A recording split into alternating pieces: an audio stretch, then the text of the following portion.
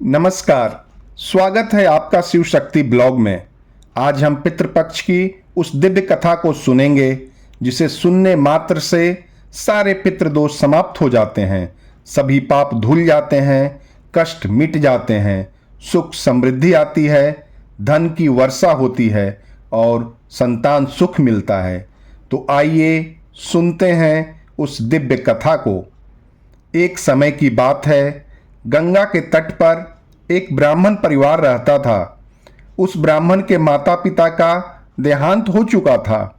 एक वर्ष जब पितृपक्ष आया तो ब्राह्मण ने अपने पितरों का श्राद्ध नहीं किया।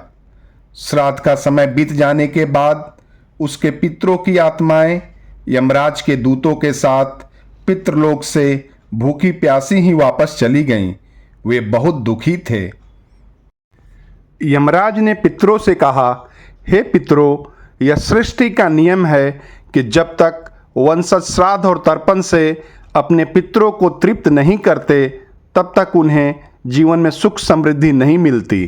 फिर ब्राह्मण को सपने में उसके पितरों ने दर्शन देकर कहा, बेटा, जब तक तुम पितृपक्ष में विधि पूर्वक श्राद्ध और तर्पण नहीं करोगे तब तक तुम्हारे घर में शांति और सुख नहीं आएगा।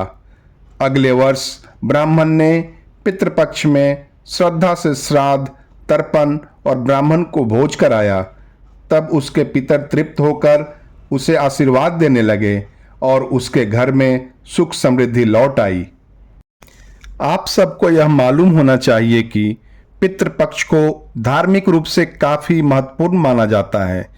हिंदू धर्म में पितरों को देवताओं से भी उच्च स्थान दिया गया है। ऐसा माना जाता है कि जब तक मनुष्य अपने पितरों का श्राद्ध, तर्पण और पिंडदान नहीं करता तब तक देवता भी उसकी पूजा स्वीकार नहीं करते। महाभारत में भगवान श्री कृष्ण ने स्वयं कहा है कि पितृ तर्पण और श्राद्ध करने वाला व्यक्ति पूर्वजों के साथ साथ देवताओं को भी प्रसन्न करता है। गरुड़ पुराण में भी पितृपक्ष के महत्व को बताया गया है। पितृपक्ष केवल कर्म कांड नहीं बल्कि अपने पूर्वजों के प्रति कृतज्ञता प्रकट करने और उनसे आशीर्वाद प्राप्त करने का श्रेष्ठ अवसर है।